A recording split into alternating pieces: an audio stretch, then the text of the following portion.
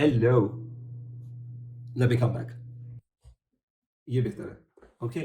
Um, Welcome to my YouTube channel. Basically ये मेरी first video है and I just wanted to guide people कि किस तरह से एक ब्लू कार्ड वीज़े का प्रोसेस पाकिस्तान से जर्मनी के लिए अप्लाई किया जाता है.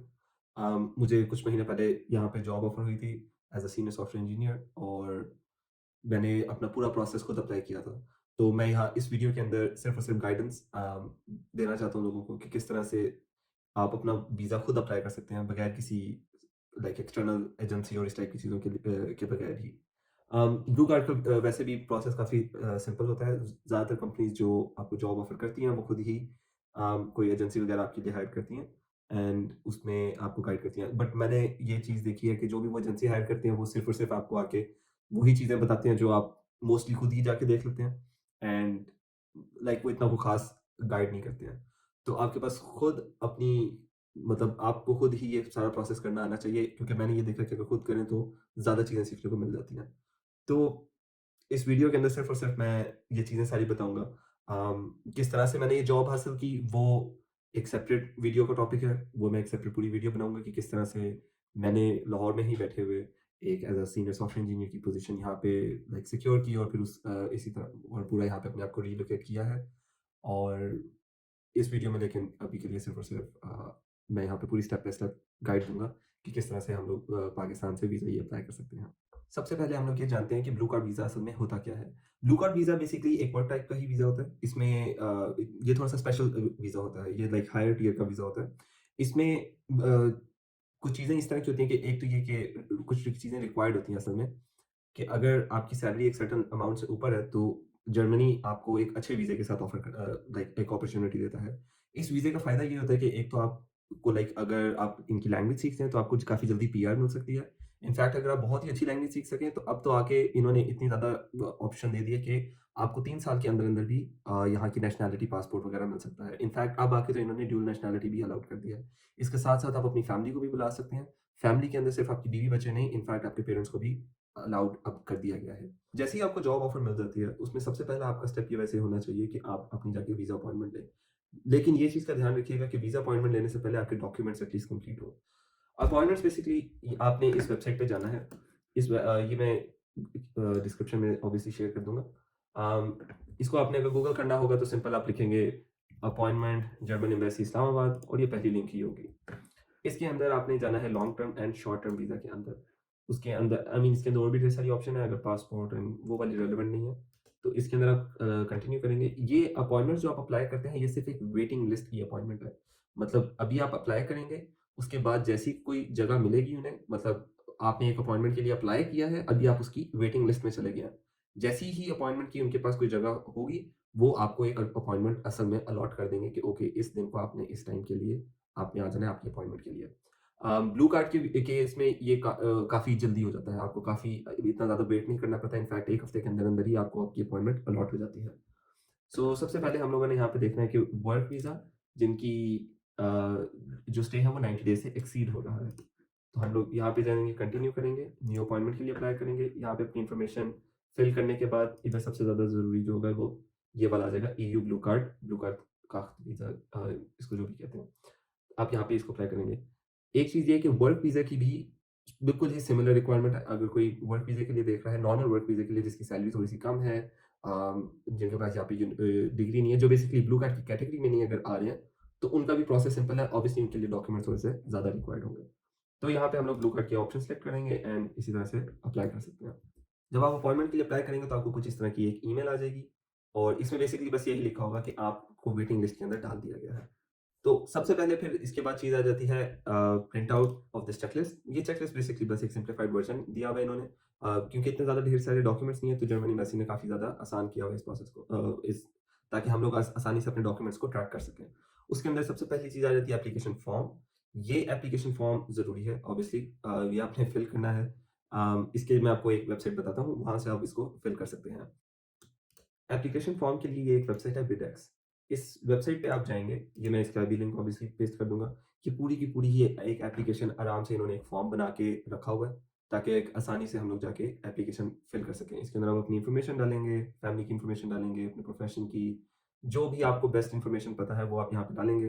लाइक ये पासपोर्ट की I think information, type of travel document, best passport, and उसके अंदर काफ़ी चीज़ें आ जाएँगी।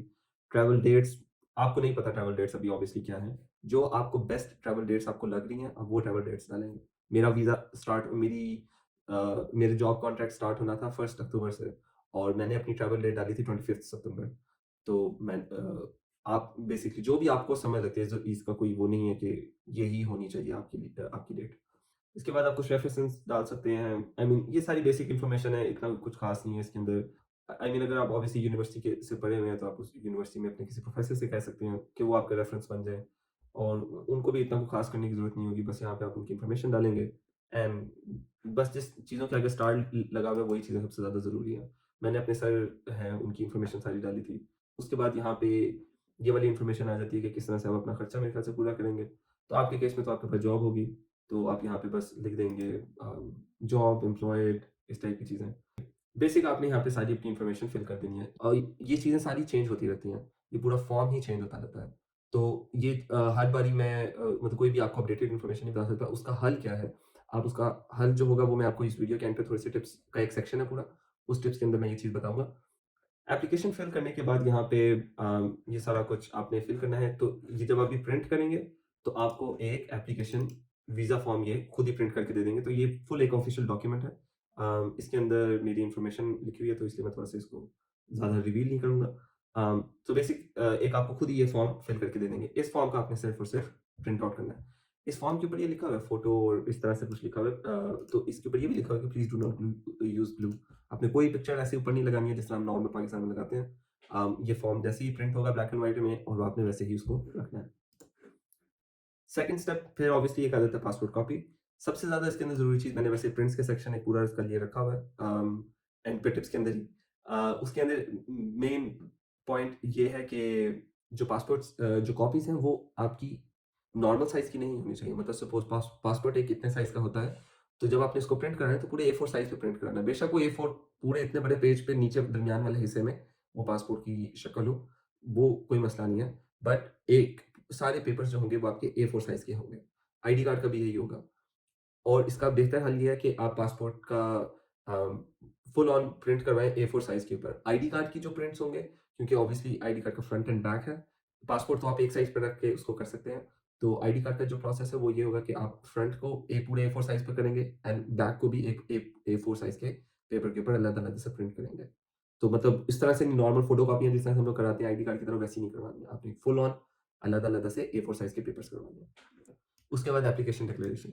ये इतना कोई ख़ास डॉक्यूमेंट नहीं है। ये इधर बेसिकली अंडरटेकिंग टाइप है कि आप सही हैं या नहीं है, जो भी इस टाइप की चीज़ें होती हैं। ये आप इधर ऑनलाइन ही सर्च करेंगे application declaration Islamabad Germany embassy, और आपको मिल जाएगा। इसकी भी लिंक ऑब्वियसली मैंने नीचे डाली है। ये इस तरह का फॉर्म होगा, आपने इसके ऊपर साइन करना है। इसके अंदर जो भी इन्फॉर्मेशन आपको मिलती है वो यहाँ पे आपने डाल देनी है। और बस नीचे डेट एंड सिग्नेचर कर देना है। जब आप अपनी वीज़ा अपॉइंटमेंट अप्लाई करेंगे, कुछ दिनों बाद आपको आपकी अपॉइंटमेंट अलॉट होगी। उसका भी आपने एक अपना प्रिंट आउट ले लेना है। वो वाली ईमेल कुछ इस तरह की आपको आएगी। उसमें लिखा होगा कि your appointment is allotted, and ये आपने 7:30 से 8 बजे यहाँ पे पहुँच जाना है। उसके बाद 6th स्टेप आ जाता है written explanation for past visa refusals. अगर कोई वीज़ा रिफ्यूज़ल है तो वो आप ज़रूर बताएँ। इनफैक्ट मेरी खुद वीज़ा रिफ्यूज़ल थी। मेरी कनाडा पे मैंने एक विज़िट वीज़ा के लिए अप्लाई किया हुआ था, एक कॉन्फ्रेंस के लिए, अपनी प्रीवियस जो पाकिस्तान की कंपनी थी उसकी तरफ से। और वो मेरा वीज़ा वो रिजेक्ट हुआ था। उस वक़्त काफ़ी लोड था कैनेडियन एम्बेसी में, और जो भी उनका प्रोसेस चल रहा था, तो वो मेरी रिजेक्शन हुई थी। मैं फ्रैंकली बताऊँ तो मैं नहीं लेके गया था। मुझे इनफैक्ट था ही नहीं कि ये वीज़ा रिफ्यूज़ल वो वाला मुझे शो करवाना है, क्योंकि वो एक विज़िट वीज़ा था, इतना कोई ख़ास इम्पोर्टेंट वीज़ा भी नहीं था। तो लेकिन जब मैं वहाँ पे पहुँचा तो मुझे पता चला कि ये चीज़ मुझे लेके जानी है। फिर मैंने जब मेरे इंटरव्यू की बारी आई तो मैंने उनको खुद ही जाके बता दिया कि यार मेरे पास ये एक वीज़ा रिफ्यूज़ल है, तो लेकिन मेरे पास अभी उसका प्रूफ़ नहीं है। तो फिर उन्होंने एक अंदर से बंदा बुलाया, उसने आके मेरे से पूछा कि क्या था? तो मैंने उसको बताया कि विज़िट वीज़ा था, मैंने कंपनी की तरफ से जाना था 1-2 हफ़्ते के लिए और फिर वापस आ जाना था।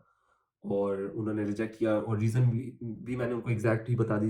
रीज़न उन्होंने ये दी थी कि हमें यकीन नहीं है कि आप वापस पाकिस्तान जाओगे। तो मैंने उनको भी यही बताया कि ये उन्होंने रीज़न दी थी। और मैंने फिर साथ में लेकिन ये भी ऐड किया कि मैंने जो कॉन्फ्रेंस थी वो जून में थी, और इनकी रिजेक्शन दिसंबर में आई। तो ये भी वजह हो सकती है कि इनके पास लोड बहुत ज़्यादा था, और ये कोई ऑटो रिफ्यूज़ल आया हुआ है। तो लेकिन ये मैंने वैसे ही साथ में ऐड कर दिया था, बट इधर भी आपने फुल अपना आपको ट्रांसपेरेंट शो करना है।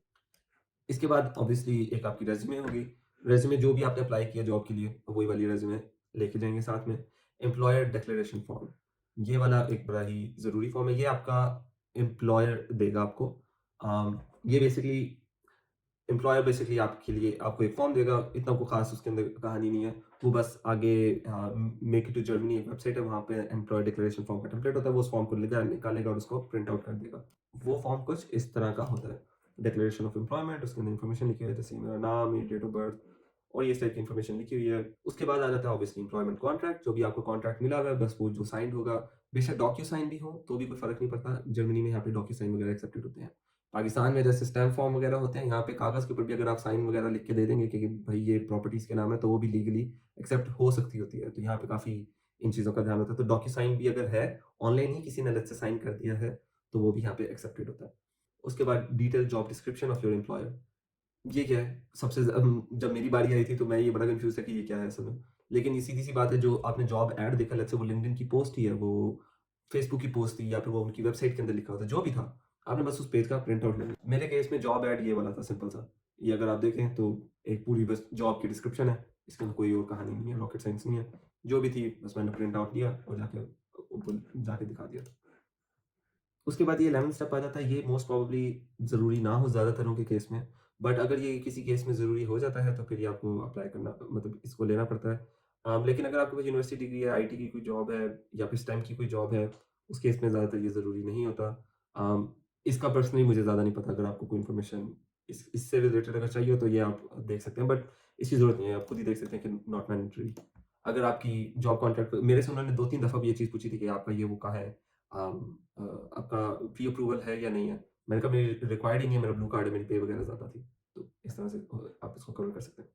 उसके बाद 12th स्टेप आ जाता है यूनिवर्सिटी डिग्री। सबसे इम्पोर्टेंट ये चीज़ है, क्योंकि मैंने ये चीज़ देखी है कि लोग इसी को काफ़ी ईज़ी लेते हैं, फिर इस चीज़ के पीछे रुलते हैं। एचईसी की आपकी डिग्रीज़ जो हैं, ट्रांसक्रिप्ट एंड डिग्री, बस ये 2 चीज़ें ही करनी है। इंटर वगैरह की आईबीसीसी से या वो मैट्रिक की 22 से, इन चीज़ों को कोई करने की ज़रूरत नहीं है। इनफैक्ट मोफा पे जाने की भी कोई ज़रूरत नहीं है। मोफा एक basically ministry of foreign affairs होता है। अगर आप यूएई वगैरह या गल्फ में जा रहे हो, तो मोफा से आप अपनी डिग्रीज़ अटेस्ट करवाते हैं। जर्मनी के केस में आपने ऐसा कुछ भी नहीं करना, लेकिन बस आपकी डिग्रीज़ एचईसी से अटेस्टेड हो, जो आपकी बैचलर्स की डिग्री है। और बैचलर्स की ये आपकी डिग्री, एक तो ये अटेस्टेड हो, फोटोकॉपीज़ वगैरह की भी नहीं आई थिंक ज़रूरत होती है, बट बस जो आपकी मेन डिग्रीज़ हैं, वो अटेस्टेड हो और उसकी फोटोकॉपीज़ ही चल जाया करेंगी। ये नहीं कि आपने कोई फोटोकॉपी एक अलग से भी अटेस्ट करवानी है। वो करवा लें, आपकी मर्ज़ी है, इतना ख़ास उसकी ज़रूरत लेकिन नहीं है। जो आपकी मेन डिग्रीज़ है, वो दो आपकी डिग्री एंड ट्रांसक्रिप्ट अटेस्टेड होनी चाहिए। उसके बाद 13th स्टेप आ जाता है, proof of university degree recognition. जैसे मैं बता रहा था कि यूएई के अंदर आप मोफा से अपनी डिग्रीज़ को अटेस्ट करवाते हैं, मिनिस्ट्री ऑफ फॉरेन अफेयर्स से। यहाँ पे ऐसा करने की कोई ज़रूरत नहीं है। या जो पाकिस्तान की डिग्रीज़ हैं, वो यहाँ पे रिकॉग्नाइज़्ड होती हैं मोस्टली। अगर वो एचईसी से रिकॉग्नाइज़्ड है, तो यहाँ पे भी रिकॉग्नाइज़्ड हो जाती हैं। लेकिन उसका प्रूफ आपने लेके जाना होता है। प्रूफ कैसे आप लेके जाते हैं? एक वेबसाइट है एनाबिन, यहाँ पे जिस तरह लिखा हुआ है, 2 anabin databases printouts concerning degrees and regarding university. आपने अपनी यूनिवर्सिटी एंड डिग्री, इन दोनों के आपने एनाबिन की वेबसाइट पे जाके सर्च करने हैं। वहाँ पे जब वो आएँगे, जो भी वो पेज होगा, उस पेज का बस आपने प्रिंट आउट निकालना है और वो साथ लेके जाना है। वो कैसे है, मैं वो भी आपको दिखा देता हूँ। तो ये एक वेबसाइट है, इसके अंदर ये इंस्टीट्यूशंस की है। तो यहाँ पे आप जाके देखेंगे कि अच्छा यूनिवर्सिटीज़ आपने निकालनी है। जैसा मैंने यहाँ पे कुछ फ़िल्टर ऑलरेडी सिलेक्ट कर दिया हुआ है कि पाकिस्तान में लाहौर के अंदर इंस्टीट्यूट्स, और यहाँ पे आके जैसे मेरी ये यूनिवर्सिटी लिस्टेड है, मैं इसका प्लस का बटन दबाऊँगा। ये एज प्लस लिस्टेड वो स्टेटस इसका होना चाहिए। इसको मैं प्लस का बटन दबाऊँगा, ये मॉडल आ जाएगा, एक पॉपअप आ जाएगा। अब इसके अंदर ये लिखा हुआ है कि डिग्री से सिर्फ़ इसके अंदर ये masters of science in accounting and finance है। इसकी कोई ख़ास इस चीज़ को नहीं आपने परेशान होना। आपकी यूनिवर्सिटी का नाम यहाँ पे लिखा हुआ है, बस यही बहुत है।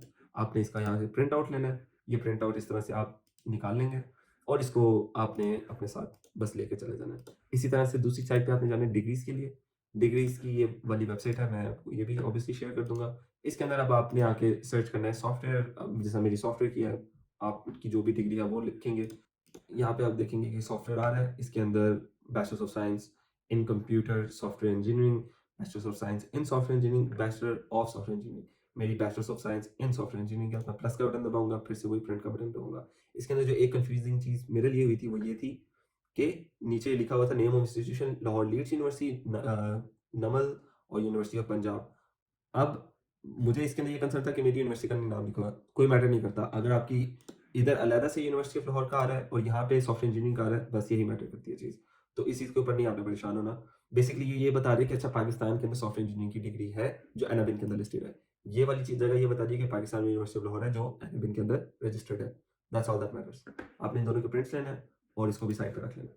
उसके बाद ये प्रैक्टिस लाइसेंस, ऑब्वियसली एक कंट्री है, डेवलप्ड कंट्री है, यहाँ पे कोई भी काम बगैर लाइसेंस के नहीं होता। बट अगर आप आईटी वगैरह किया तो ये मोस्ट प्रोबेबली आपके केस के लिए नहीं होगी, लेकिन अगर आप कोई और वर्कर्स हैं, maybe I don't know, chefs वगैरह, मुझे नहीं पता, शेफ्स वगैरह, इंश्योरेंस ब्रोकर्स हैं लेट्स से।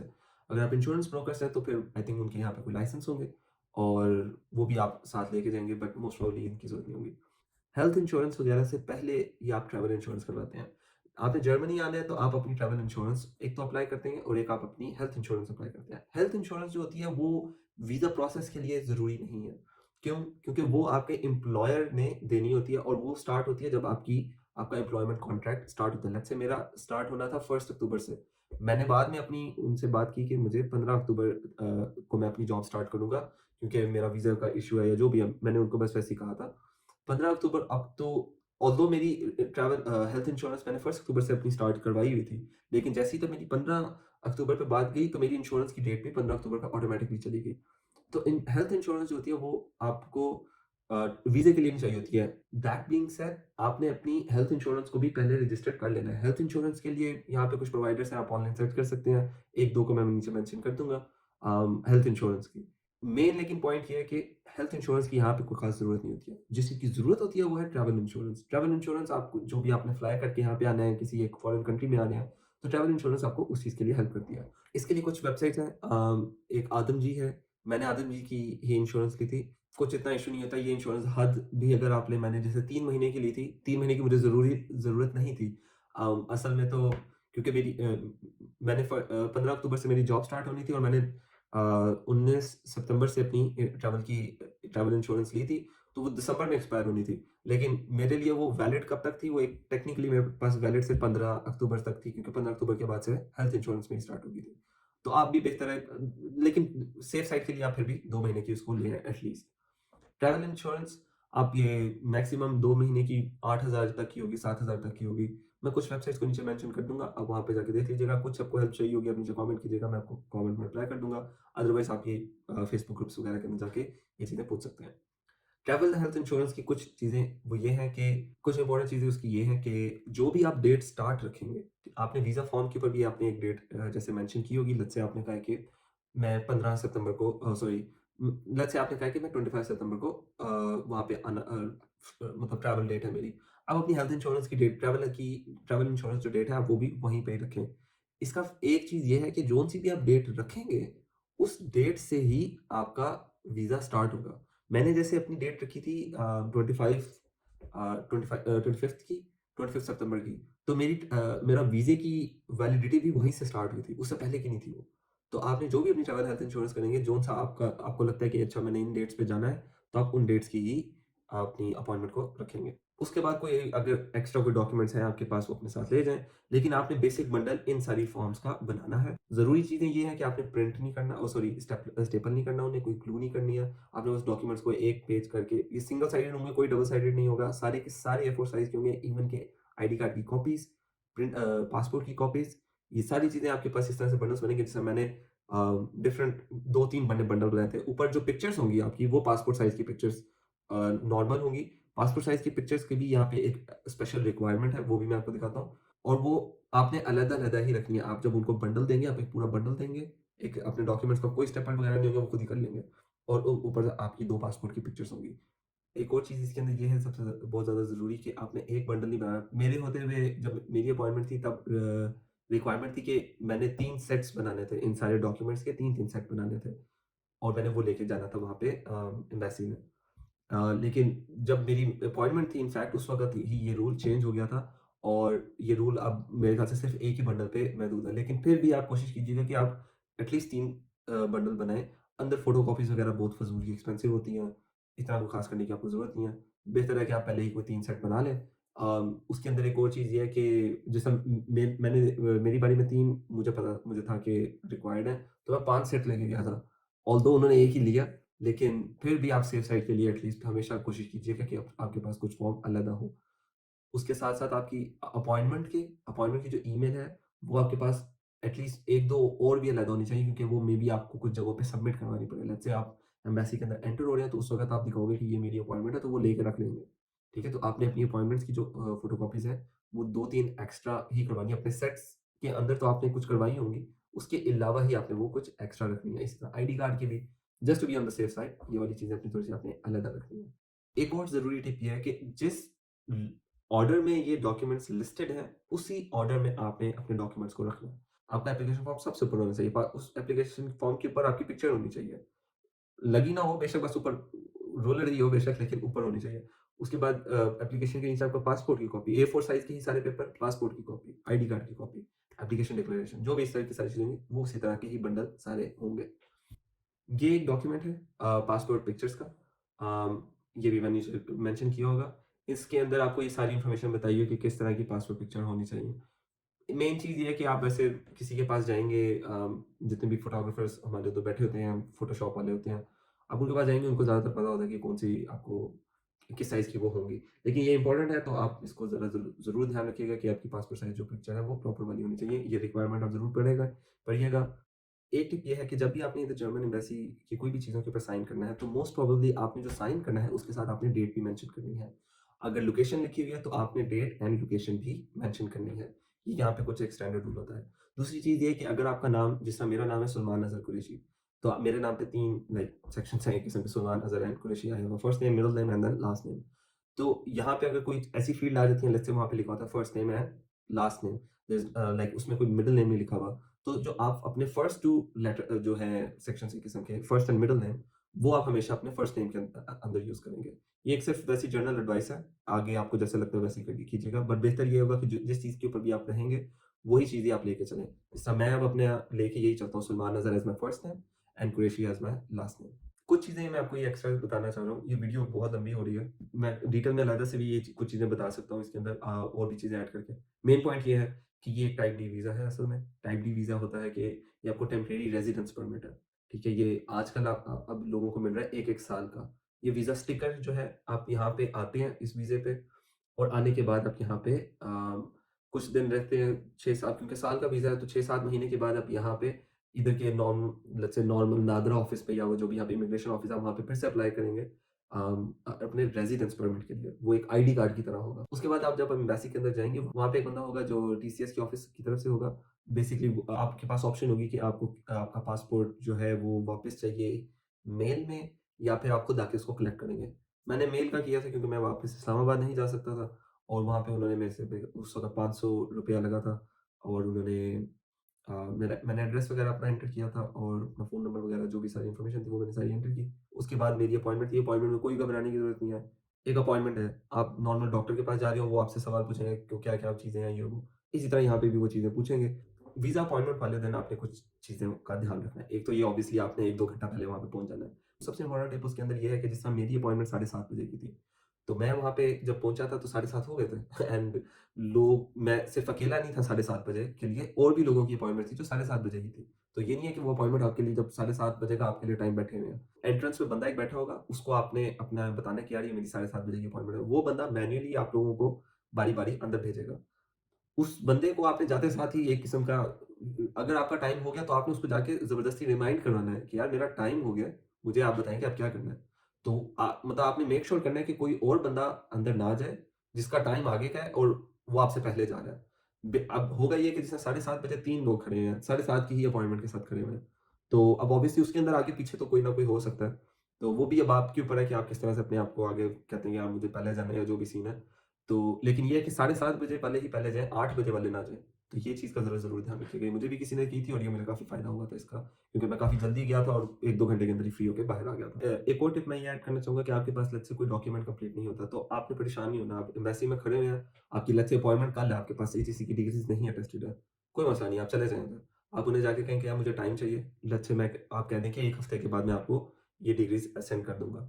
वो 1 हफ्ते के बाद आप उनकी ईमेल के अंदर आप उनसे प्रोसेस पूछ लेंगे कि मैंने कहाँ पे ये भेजनी है। 1 हफ्ते के बाद आप उनको भेज दीजिएगा, और वो आराम से ले लेंगे, इतना कुछ उसके अंदर इश्यू नहीं करते हैं वो। मेन ये है कि अगर आपके पास ये जो भी डॉक्यूमेंट आप कहेंगे कि मैं बाद में दूँगा, जितना देर आप करेंगे उतना ही देर का वो प्रोसेस होगा। तो मतलब उतना लेट हो जाएगा। तो ये कि कोशिश ये करें कि ऐसा मौका ही ना दें। आपने अपनी तरफ से कोशिश करनी है, आपने कोई मौका ही नहीं देना, ठीक है? आपने अपना सारा कुछ ही कंप्लीट करके जाना है।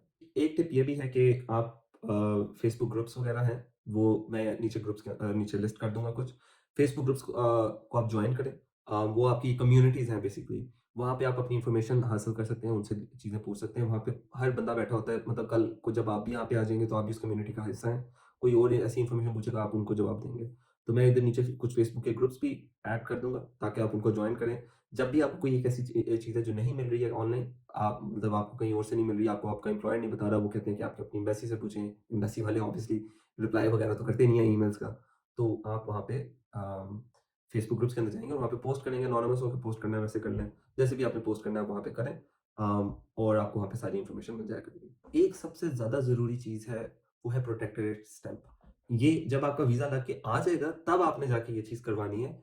क्यों करवानी है? पाकिस्तान कह रहा है कि हम आपको प्रोटेक्ट करेंगे जब आप बाहर होंगे, कोई भी मसला-मसाइल होगा। तो ये उन चीज़ों के लिए है। सही बात बताऊँ, फ़िज़ूल चीज़ है। एक पूरे दिन की ज़लालत है, लेकिन ये लीगल ऑब्लिगेशन है। जर्मनी की तरफ से ये कोई रिक्वायरमेंट नहीं है। आप जब यहाँ पे लैंड हो जाएँगे, किसी ने नहीं ये स्टैंप देखनी है। ये सिर्फ़ पाकिस्तान के लिए रिक्वायरमेंट है। सो आई होप ये वीडियो आपके लिए हेल्पफुल रही हो। कोई इन्फॉर्मेशन इसके अंदर इतनी ढेर सारी इन्फॉर्मेशन है कि कुछ ना कुछ मैंने मिस किया होगा, उसका बेहतर हल ये है कि आप फेसबुक पे जाएँ, वहाँ पे लोगों से पूछें। नहीं आपको पता, आप नीचे कमेंट करें, मैं जितनी कोशिश कर सकूँगा लोगों का रिप्लाई कर दूँगा। अम, और आई होप आपका सारा प्रोसेस स्मूथ रहे और आप यहाँ पे आएँ और एक अच्छी ज़िंदगी की शुरुआत करें, और ताकि हमारी रेमिटेंस से पाकिस्तान भी चले और अल्लाह करे कि हम लोग कभी पाकिस्तान वापस ठीक से जाएँ और उधर भी अपनी ज़िंदगी वापस शुरू करें। हमारी बदकिस्मती है कि हम लोगों को अपना मुल्क छोड़ के यहाँ पे दूसरे मुल्कों में आना पड़ता है। यहाँ पे आके ही आपको हमेशा ये रियलाइज़ होता है कि यार पाकिस्तान की ज़िंदगी ही अच्छी है, क्योंकि आप फैमिली के साथ होते हैं। मेनली यहाँ पे फैमिलीज़ का मसला होता है, आप आइसोलेटेड होते हैं। बट वो सारी वीडियोज़ के लिए एक अलग टॉपिक्स हैं। आप ज़रूर बताइएगा कि कुछ आपको नई चीज़ें जाननी है, पूछनी है, मेरी एक्सपीरियंसेस वगैरह का। जो भी चीज़ें चाहिए पूछिएगा, मैं आपको बताऊँगा। तब तक के लिए अल्लाह हाफ़िज़, इजाज़त दीजिए। एंड अगर आपको ये वीडियो वगैरह सब कुछ सही लगे, तो जो भी यूट्यूब के बेसिक स्टफ होता है, वो भी कर दीजिएगा। Thank you. खुदा हाफ़िज़।